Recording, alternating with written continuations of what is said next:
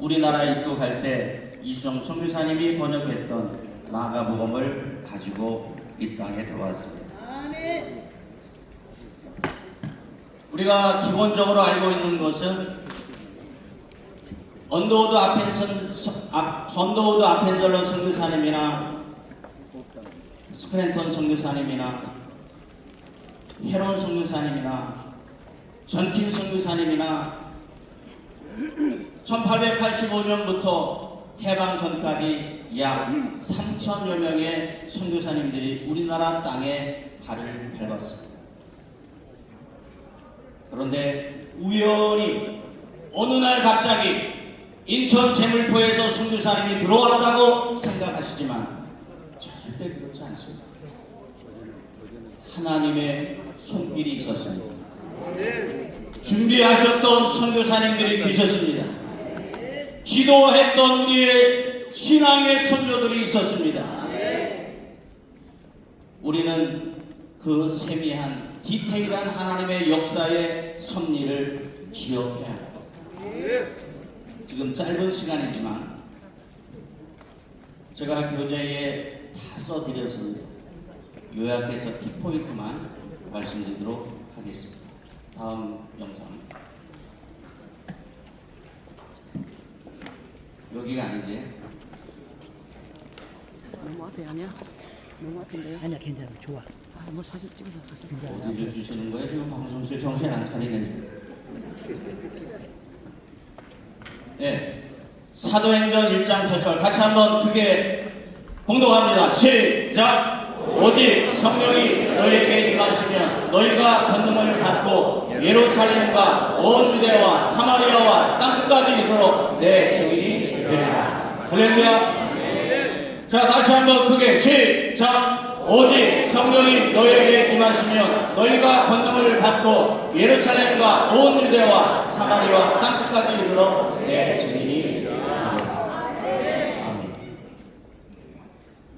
고백합시다. 예수님의 증인이 되리라. 예수님이 증인이 되는 사명을 가지고 하나님이 나를 캐스팅하셨습니다. 여기 선교사님들이 때로는 미국에서, 때로는 방글라데시에서, 때로는 태국에서, 때로는 말레이시아에서, 때로는 일본에서 하나님이 로케이션 그 땅을 택해 주시고 한 사람 선교사님을 캐스팅하셔서 그 땅으로 보내주셨습니다. 마치 선교사님들이 151년, 141년 전에 운둔의 조선 땅을 하나님이 로케이션 하시고 그 선교사님 한 분을 캐스팅하셔서 이 땅에 보내주신 것처럼 우리 선교사님은 그 나라를 로케이션 하시고 캐스팅하신 줄로 믿습니다. 왜 그곳으로 가셨습니까? 예수님의 증인이 되기 위해서. 나의 재능과 내가 가지고 있는 그 어떤 것을 펼치고 꿈과 성공을 위해서 가는 것이 아니라 나는 죽고 예수님은 영광을 받으시고 그 초기의 선교사님들이 그 마음을 가지고 성령이 임하셔서 권능, 다이나마이트, 폭발적인 힘, 파워를 성령 하나님이 너희에게 부어 주십니다. 성령을 받아야, 능력을 받아야, 하나님의 권능을 받아야 예수님의 증인이 되는 것. 예수님의 증인은 말로 하는 것이 아니라 몸으로 하는 것, 실천으로 하는 것. 국내 민족 복음화도 중요하고 해외 선교 복음화도 중요하고 이것은 모두가 공의해야 될 하나님의 거룩한 그림인 줄로 믿습니다. 하나님의 그림, 하나님의 디자인, 하나님이 저와 여러분들을 백석교단에 불러주시고 선교사님으로, 목회자로, 때로는 사모님으로 불러주신 것은, 캐스팅하신 것은 절대 우연이 아니라 하나님의 섭리인 줄로 믿습니다. 고백합시다. 나는 하나님의 섭리로 부름 받았습니다. 그렇게 믿으시면 두 손 들고 아멘. 하나님께 영광의 박수. 하나님 나를 불러주셔서 감사합니다. 나와 함께하여 주시고 복음을 전하는 우리 목사님, 선교사님과 동행하여 주시고 함께하신 그 하나님을 찬양합니다. 다음 문제. 선교는 순교를 각오하는 증언이다. 선교는 장난삼아 가는 것이 아니고, 선교는 잘 먹고 잘 살라고 선교비 받으러 가는 것도 아니고, 선교는 따라합시다. 선교는 순교를 각오하는 증언이다. 무게가 있는 겁니다. 간절함이 있는 겁니다. 생명을 걸고 가는 것입니다. 아멘. 공부하고 훈련받고 선교를 가는 것이 아니라 예수님을 내 심령에 담고 하나님의 말씀을 담고 죽으면 죽으리라 순교의 각오를 가지고 우리는 선교지로 떠났고 그곳에서 복음을 전하고 하나님께 영광을 돌리는 줄로 믿습니다. 저는 지난주 주일 저녁부터 토요일까지 해외 선교하고 바로 주일 저녁에 이곳으로 왔습니다. 21년 동안, 약 40년 동안 21개국을 1년에 한두 번은 꼭 선교를 갑니다. 목회도 중요하고 또 다른 사역도 중요하지만 해외에서 우리가 그들을 위하여 기도하고 물질로 돕고 때로는 헌신하는 그 모습을 발로 뛰면서 그 시궁창을 흘러가는 그 냄새나는 그곳에서 한 평, 두 평에서 온 가족이 살아가는 그 모습도 때로는 보아가면서 내가 힘들고 어려울 때마다 우리는 내 환경에 갇혀서 원망불평하는 것이 아니라 멀리 내다볼 수 있는 객관적으로 내 사명을, 내 사역을 다시 한번 하나님께 물어볼 수 있는 가끔씩 선교지를 방문하는 것도 나의 사역에 큰 힘이 될 줄로 믿습니다.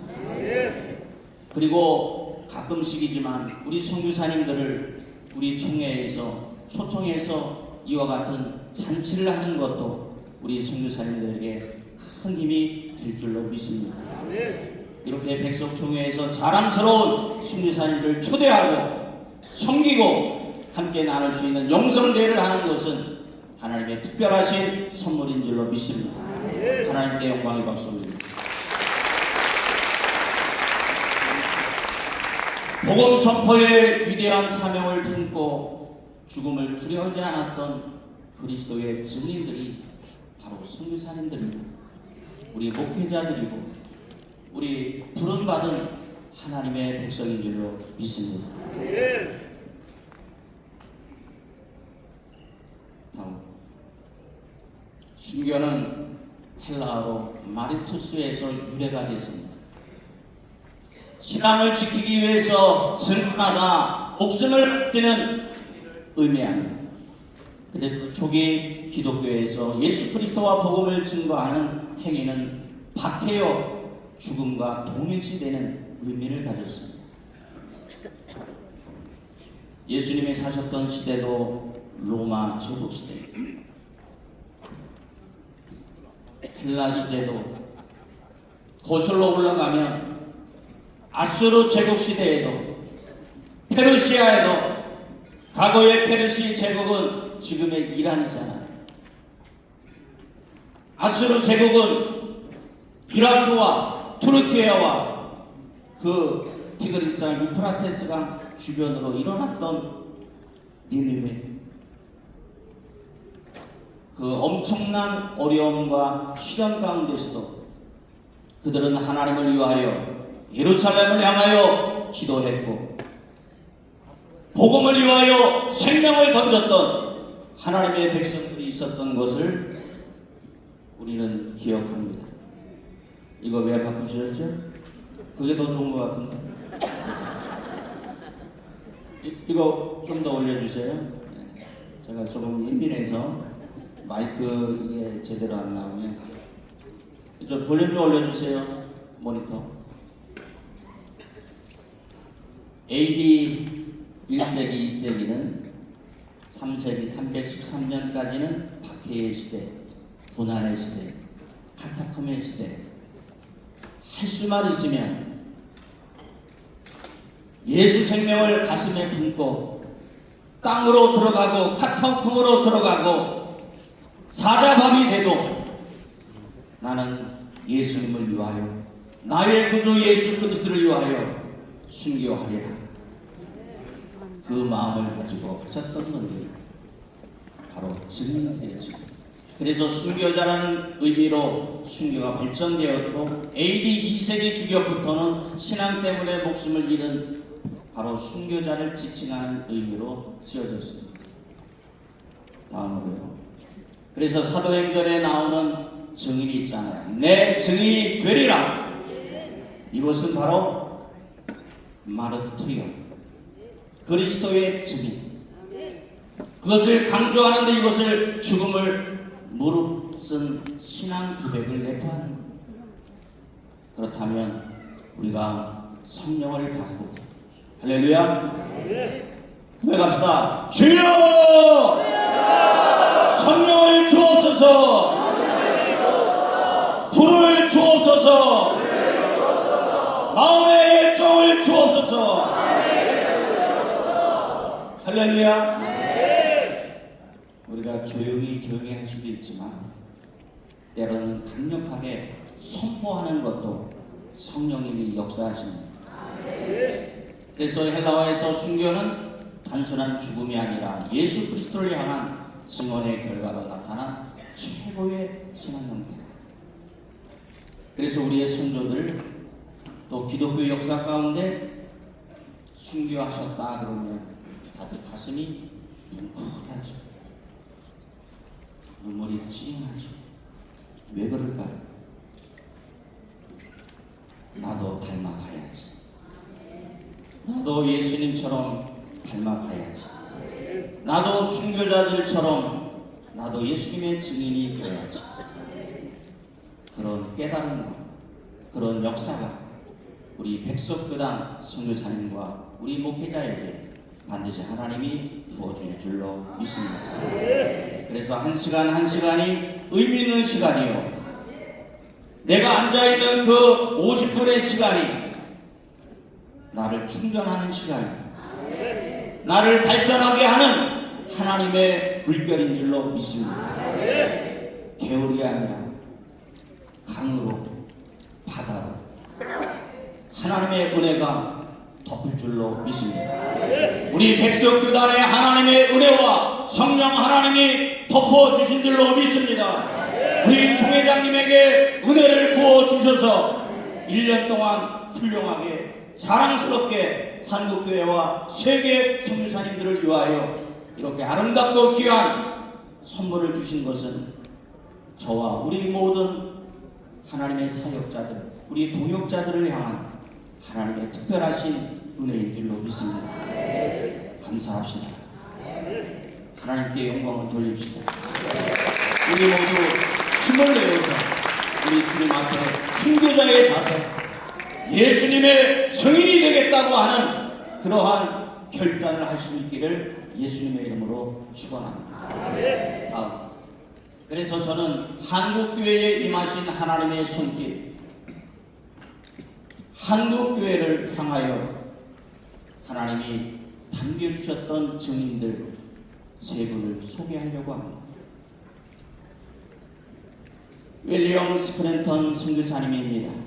두 번째는 존 헤런 선교사님입니다. 세 번째는 서서평, 엘리자베스 요한나 세핑, 세 번째. 마지막으로 서비스로 윤학열 감독을 소개하고 제 강의를 마치고자 합니다. 다음. 조선의 통상수교입니다. 19세기 중반 말에는 굉장히 조선이 정치적으로 혼란했습니다. 저기에 등장하는 인물처럼 대원군이나 호종이나 정신 차리지 못하고 어려움을 겪고 있었던 그 시대에 하나님께서는 이 땅을 선택하시고 선교사님을 보내시기 위한 준비 작업을 하셨습니다. 천주교는 1785년도, 우리 개신교는 1885년도, 개신교보다 100년 전에 천주교가 들어와서 참 많은 피를 흘렸습니다. 천주교의 성직자들과 성도들이 얼마나 많이 전국에 순교의 피가 흘린지 모릅니다. 그런데 유독 개신교회는 천주교회와 비교할 수 없을 정도로 하나님께서 더 큰 은혜를 부어주셨습니다. 그것은 개신교를 향한 하나님의 뜻이었습니다. 제사를 안 지낸다는 그러한 문화적인 것부터 시작해서 종교적인 이런 데 이르기까지 개신교는 조금 더 부드럽게 접근하기 시작했고, 왕실은 공식적으로 포교를 허용하지 않았지만 서현문, 다시 말하면 병원이라든지 학교라든지 고아원이라든지 이런 사역적인 부분들은 허용을 했습니다. 그래서 1884년도에 알렌 의사가 먼저 공사로 들어왔고요. 선교사로 들어온 것이 아니라 그 이후에 하나님께서 놀라운 은혜를 펼쳐지는 역사가 일어났습니다. 다음으로 쭉 넘기세요. 그래서 어떠한 백그라운드의 역사의 배경이 있느냐 하면 1882년도에 조선과 미국이 통상무역의 조약을 재물포에서 했습니다. 그리고 1883년도에 고종 황제가 미국과 통상조약을 했으니 한번 미국을 견학해봐라. 그래서 초청장을 보내주셔서 보빙사라고 하는 사절단을 꾸렸습니다. 뭐라고요? 보빙사. 보빙사는 다른 말로 이야기하면 견미단이라고 합니다.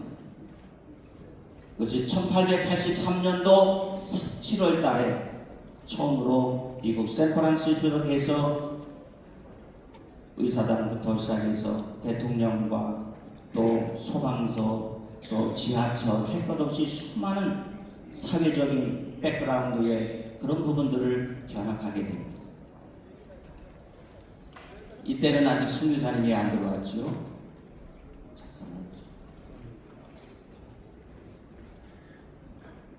잠깐만요. 하나님이 어떠한 섭리로 예비하고 있었느냐 하면, 미국에 있는 존 가우초 목사님이 평소에 늘 기도를 하고 있었습니다. 하나님, 저 운둔의 땅 조선이라고 있는데 동양에 작은 나라가 있습니다. 19세기 중반 하반에는요, 세계 선진국들이 조선을 몰랐어요. 어디 있는지도 몰랐어요. 통신도 없었던 것이잖아요. 그런데 존 가우초 목사님이 기도를 하고 있는 거예요. 동양에 복음이 증거되게 하시고 조선 땅에 복음이 증거되게 하시고 늘 기도하고 있었는데, 그래서 기도의 사람은요 반드시 하나님의 카이로스 시간이 있다는 거예요. 하나님의 시간이 있다는 거예요. 우리 선교사님들, 우리 목사님들, 우리의 24시간이라고 하는 물리적인 이 시간만 생각하지 마시고 하나님의 카이로스의 시간, 그것이 하나님의 때요, 하나님의 역사하신 때요. 그렇기 때문에 우리는 기도의 물줄기를 끊으면 안 돼요. 힘들고 어려워도 기도합시다. 어려운 환경이 있어도 기도합시다. 따라합시다. 기도하면 하나님은 일하십니다. 사실 내가 기도하지 않아도 하나님이 일하시는 분이요, 내가 그 자리에 없어도 누군가는 하나님이 일하시는 분이요. 그러니까 하나님은 나의 생각과 나의 지적인 나의 환경과 그런 것에 갇혀 가둬두지 마세요. 하나님은 교회만 계시는 것이 아니에요, 예배당에만 계시는 게 아니에요. 하나님은 우주에 계시는 분이에요. 온 우주를 만드셨고 그 우주를 통치하시고 그 우주를 다스리는 분이 나의 하나님이에요. 그래서 그 가우처 목사님이 기도합시다. 자, 뒤에서 벌써 좋은 소식이 들어옵니다. 뭔 소리예요 그게?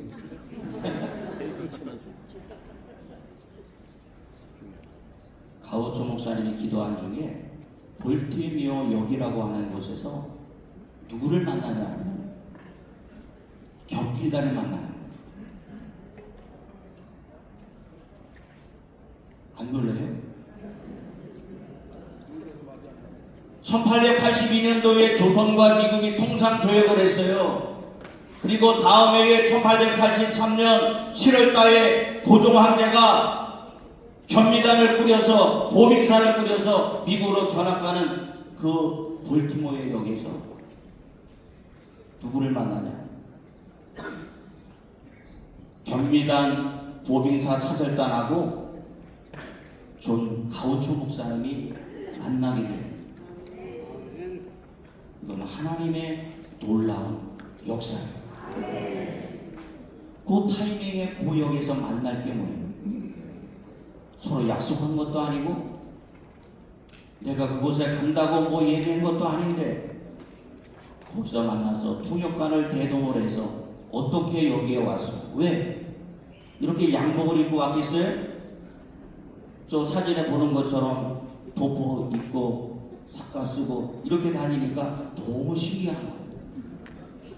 그래서 이야기하다가 하나님께서 가우처 목사님이 기도하는 중에 일본에서 선교를 하셨던 맥클레이 선교사님에게 연락을 해서 그 맥클레이 선교사님과 또 박영호라고 하는 분을 통해서 고종을 아련한 거예요. 거기서 만나서 뭐를 하냐? 병원, 학교, 고아원, 기타 등등을 하되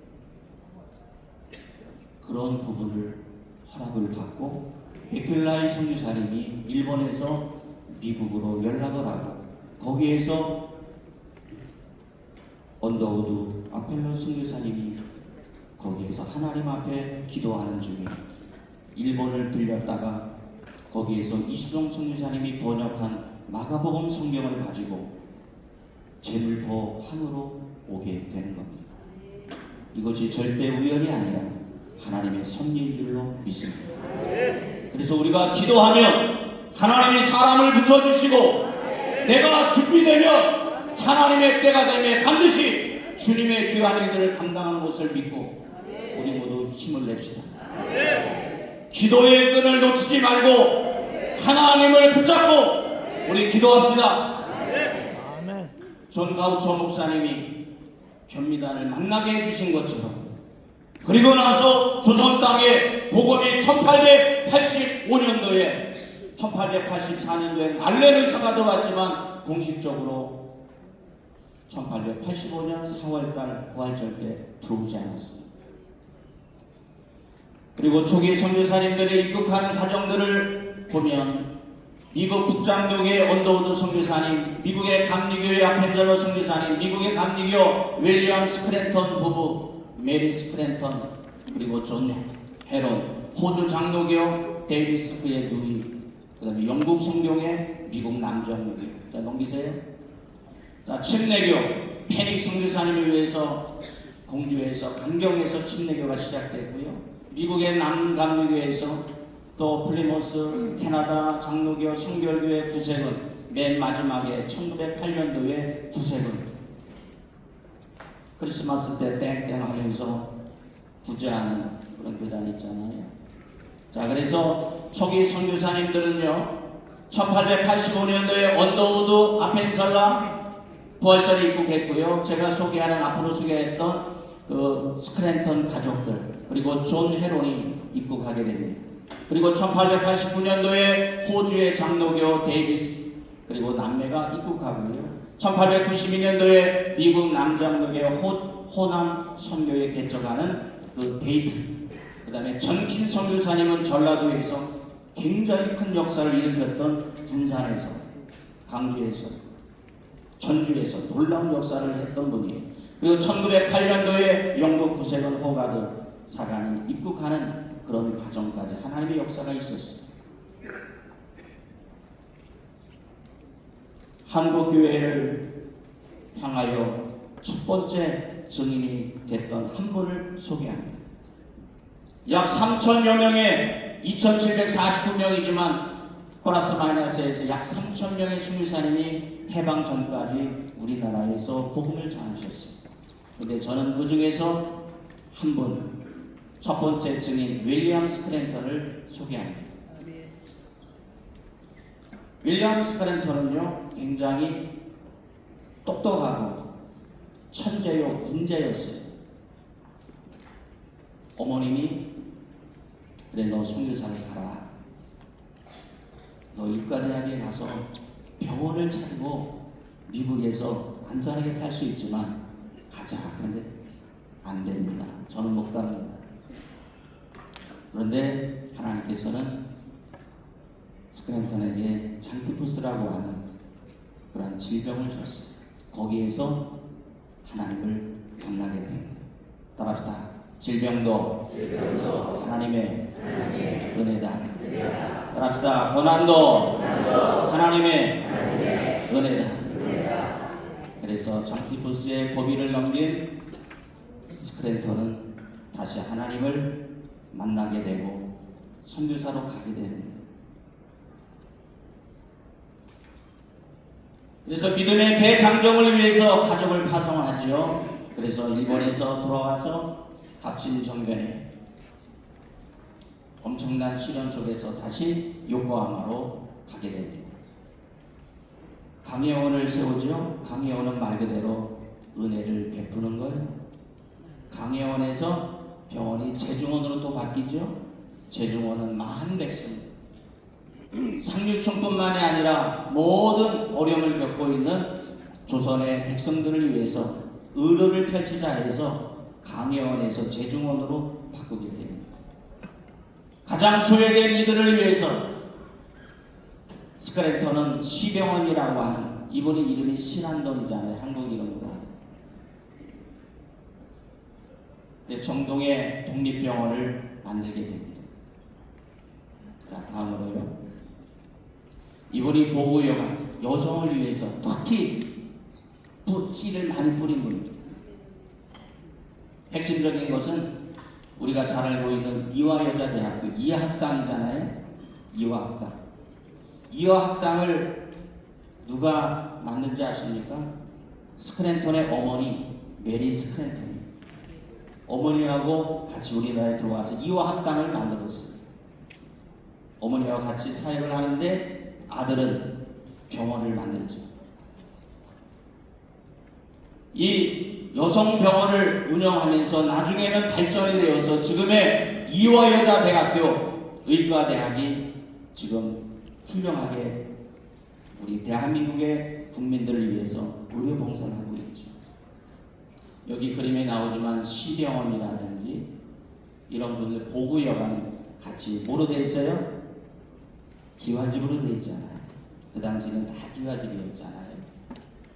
그래서 배제학당이라든지 이화학당 교육을 총괄하고 감수하는 분이 바로 윌리엄 스크랜턴. 우리나라 초기 때 굉장히 훌륭하게 사역을 감당했던 분입니다. 뿐만 아니라 사도행전이나 주기도문 그리고 다양한 번역까지 함께 하셨던 이 스크랜턴의 업적이나 이러한 사역을 많은 사람들이 기억하지 못하고 있습니다. 그러나 문제가 있어요. 문제. 제가 포인트가 바로 여기.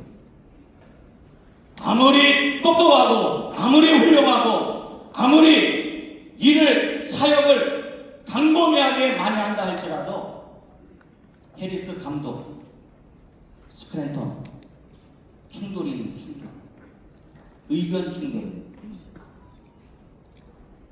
사역을 하다 보면 어려움이 있잖아요. 충돌이 있잖아요. 내 의견과 안 맞잖아요. 우리 여기 계시는 선교사님들도 각 나라마다 문화와 언어가 다르고 어떤 시스템이 다 달라요. 그렇기 때문에 조직적으로 충돌이 있을 수 있어요. 그런데 다 좋은데 스크랜턴 선교사님이 해리스 감독과 대빵 싸우고 목사직하고 선교사직을 버렸어요. 사임을 해버렸어요. 이것이 뼈저리 스크랜턴의 오점이었죠. 그래서 이분이 어머니가 돌아가시고 중국으로 사위하고 딸이 있는 곳에 갔다가 다시 일본으로 가서 일본에서 사역을 감당하다가 어떻게 됐냐? 교통사고가 났어요. 편의점에 왔어요. 결국은 쓸쓸하게 일본에서 돌아가셨어요. 그리고 나서 100년 동안 한국교회에서는 그를 기억하지 못했어요. 자, 바로 전에 사진 보세요. 바로 전에 사진. 저 사진은 제가 직접 가서 찍은 사진입니다. 고베시에 있는 로코산에 있는 스크랜턴 선교사님, 양아진 묘지에 오시지 못하고 100년이 넘었는데도 우리나라에 못 오고 계십니다. 로코산 900m가 넘는 그 외지에서 거기에 잠들어 계십니다. 자, 다음에 이렇게 묘지가 있습니다. 자, 두 번째 증인을 소개합니다. 존 헤론 선교사님. 다음에 존 헤론 선교사님은 양아진 묘지에 계시는 선교사 가족들 145명이 계시는데 그 외에 계신 분들도 170여 명이 더 계셔요. 양아진 묘지에 첫 번째로 안장한 분이 바로 존 헤론 선교사입니다.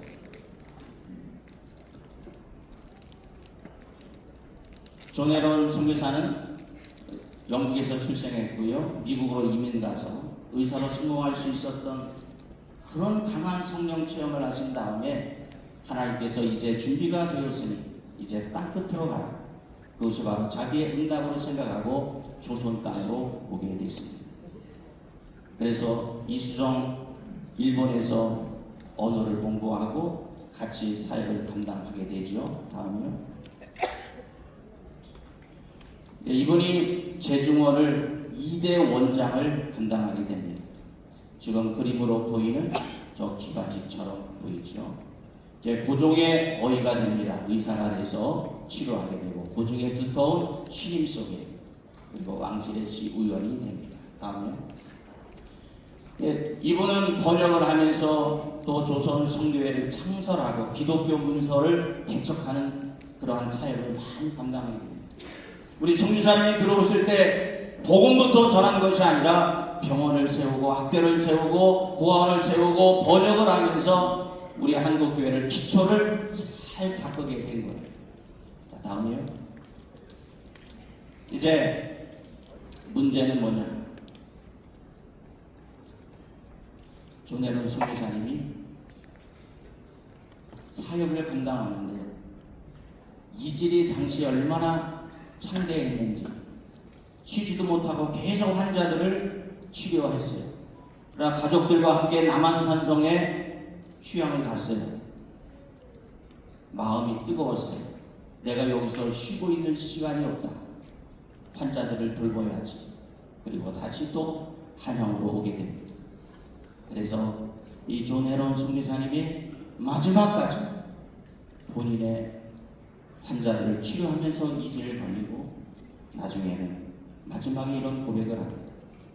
주님을 굳게 믿으십시오. 우리 천국에서 다시 만납시다. 임종의 말씀을 하시고 이제 소천하게 됩니다. 존대로운 선교사님이 남긴 것은 의료 선교의 근대 교육의 성경 번역, 문서, 전도, 제조원 발전, 양아진 선교사 묘를 처음으로 만들게 되는 주인공이 된 겁니다. 그래서 선교사님들의 이러한 헌신 속에서 의료와 교육, 학교 설립, 또한 성경 번역, 출판, 기타 등등 한국교회의 기초를 세웠던 이분들을 기억해야 됩니다. 따라합시다. 주여, 주여, 주여, 주여. 한국교회를 위하여 희생하시고 씨를 뿌렸던 선교사님을 기억하게 하소서. 기억을 해야 합니다. 헬라어의 자카르가 기억이죠. 한번 같이 읽어봅시다. 시작. 하나님의 아들이 나를 사랑하시고 나를 위하여 자신을 주셨다. 묘비에 이렇게 쓰여 있습니다. 다음. 시간이 별로 없기 때문에 이제 세 번째 증인. 엘리자베스 요한나 세피, 우리나라 이름으로 서석평. 전라도에서 신앙과 또 복음을 전하는 분들은 잘 알고 계시는 분입니다. 서석평 선교사는 어머니가 미혼모, 독일 출생이고 어머니가 카톨릭의 신앙을 가지고 있었어요. 그러나 세핑이 개신교를 통해서 종교를 바꾸면서 엄마하고 의절을 하게 됩니다. 그래서 다시 이 엄마가 분노해서 의절을 하고 본인은 간호사 학교에서 공부를 해서 간호사가 됩니다. 그래서 하나님께서 미국 남장로교의 선교사로 지금의 호남, 남장로교는 호남 중심으로 주로 복음을 전했습니다. 다음으로. 그런데 서석평 선교사님의 마지막 부분은 뭐냐? 자신의 몸을 다음 1919년대에 3.1 독립운동이 있었잖아요. 세브란스 병원에서 서석평 선교사님이 독립만세운동을 했던 우리나라 선조들이 피투성이 됐던 그들을 간호했어요. 그랬더니 일본 사람들이 좋아할까요? 안 좋아할까요? 안 좋아하죠. 그래서 치료를 못하게 하고 정지를 하는 바람에 강주 제주원으로 내려갑니다. 거기에서도 어려움을 겪고 있는 우리 선조들, 환자들을 돌봅니다. 여성들을 위해서 또 성경 공부를 하며 자신의 마지막의 시식까지도 병원에 기증을 하고 아무것도 안 남기고. 서석평 선교사님은 결혼도 하지 않았어요. 이혼이에요. 그런 마지막을 남긴 우리 서석평 선교사님도 사실은 많은 사람들이 잘 몰라요.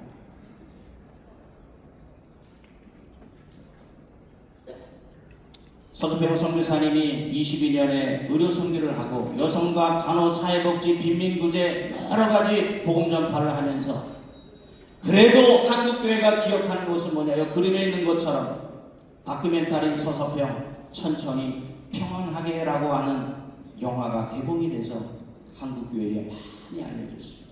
다음. 따라합시다. 성공이 아니라 성님이라. 더 크게. 성공이 아니라.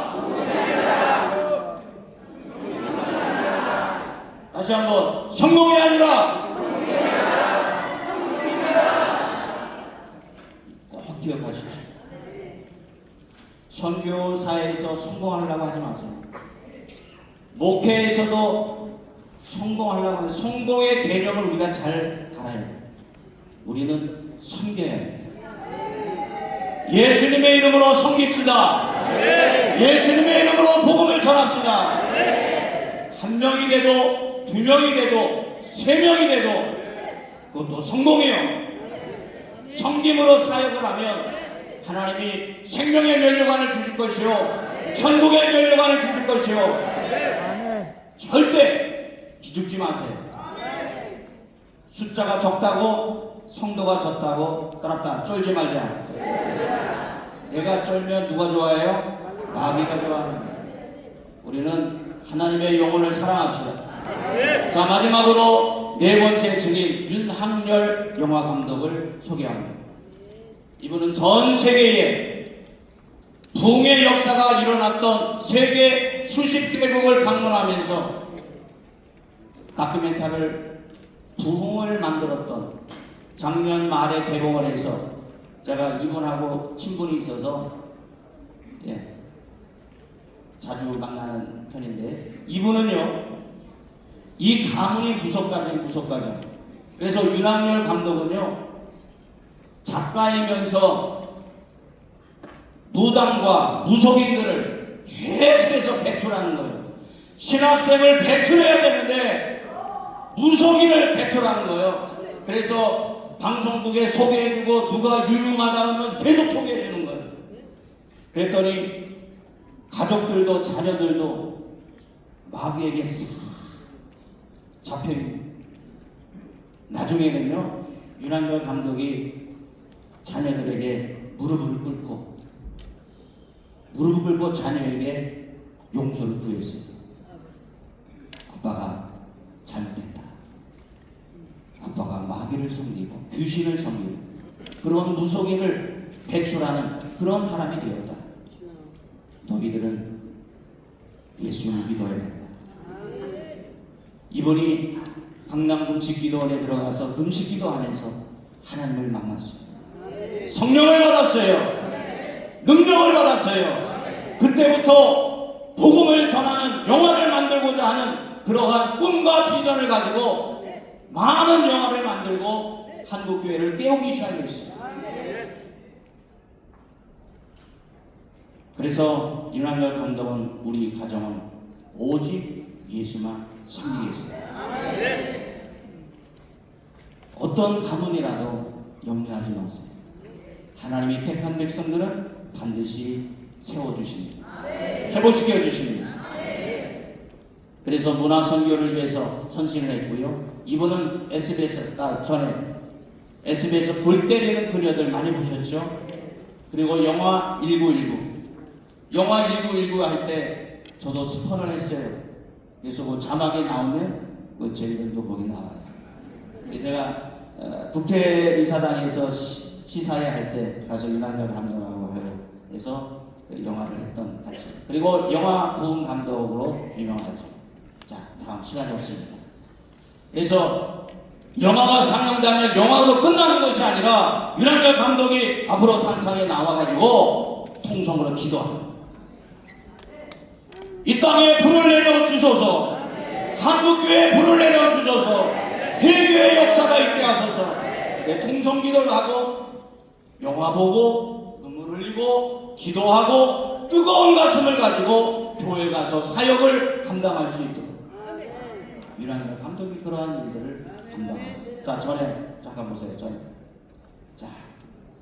기독교 세계교회에 나타난 연속적인 부흥의 역사가요. 영국의 에즈벨, 그다음 미국의 아주사, 평양 대부흥의 1916, 그리고 1909년도에 하나님께서 일만의 또 부흥운동을 하셨다. 이제 마무리하려고 합니다. 아니. 마무리하려고 합니다. 저에게 주어진 시간, 저는 시간을 잘 지키는 사람이죠. 시간을 잘 지키는 사람. 길게 하면 하루 종일도 할 수 있고 짧게 하면 10분도 할 수 있는데 저에게 주어진 시간은 이제 끝날 시간이에요. 자, 변하지 않는 선교의 사명이 있습니다. 시대는 변해도 복음은 변하지 않습니다. 선교의 방법은 달라질 수 있습니다. 시대와 문화도 변할 수 있습니다. 그러나 변하지 않는 것은 같이 크게 선포합니다. 시작! 영원 구원, 하나님의 사랑, 예수 그리스도 생명의 복음입니다.